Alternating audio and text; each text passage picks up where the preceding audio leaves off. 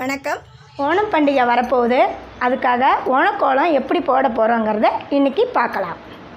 ஓணக்கோலம் போட தேவையான பூக்கள்: அரளி, உதித்து வச்ச ரோஸு, மல்லிகைப்பூ, ரோஜாப்பூ, சம்மங்கிப்பூ, சாமந்திப்பூ, தாமரைப்பூ.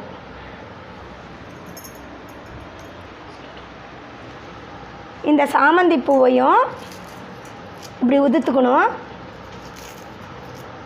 இந்த குட்டி ரோஸு இருக்குது இல்லைங்களா, இதையும் இப்படி உதுத்து எடுத்து வச்சுக்கணும்.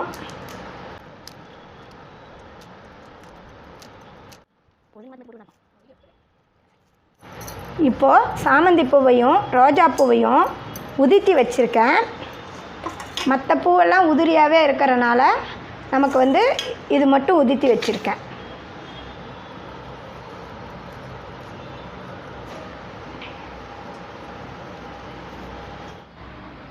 இப்போது ஓணக்கோலம் எப்படி போட போகிறோங்கிறத பார்க்கலாம். முதல்ல தண்ணி தெளிச்சிக்கலாம். ஏன்னா தண்ணி தெளித்தாதான் பூ நிற்கும். மொக்கு மாவுலேயும் கோலம் போடலாம், இல்லை சாக் பீஸில் கூட நம்ம போட்டுக்கலாம்.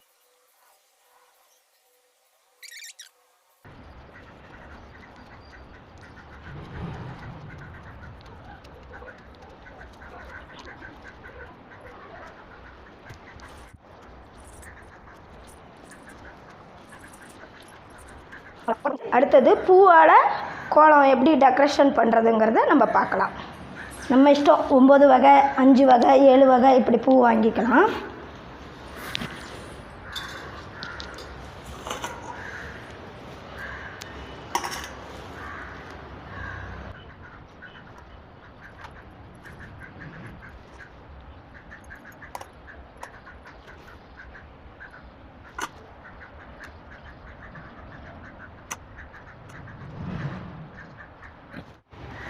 நடுவில் இப்படி தாமரைப்பூவை வச்சுக்கணும்.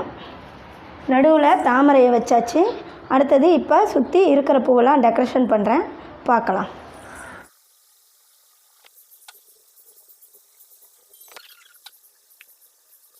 இப்போது 4 பூவில் டெக்கரேஷன் பண்ணியிருக்கேன். நடுவில் தாமரை வச்சுருக்கேன்.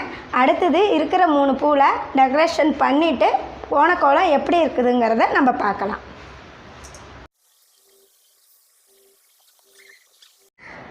அவ்வளோதான், ஓணக்கோலம் போட்டு முடித்தாச்சு. இப்போ பாருங்கள், அழகான ஓணக்கோலம் ரெடி.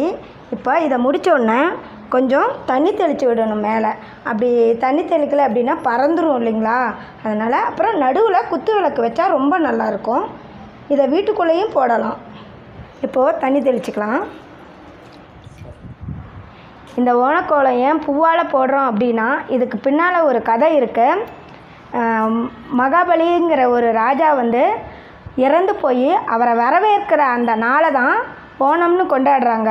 அதுக்காக தான் இந்த ஓணக்கோலம் போட்டு அவரை வரவேற்கிறோம். குமுதா கிச்சன் சேனலை சப்ஸ்கிரைப் பண்ணுங்கள். தேங்க்யூ.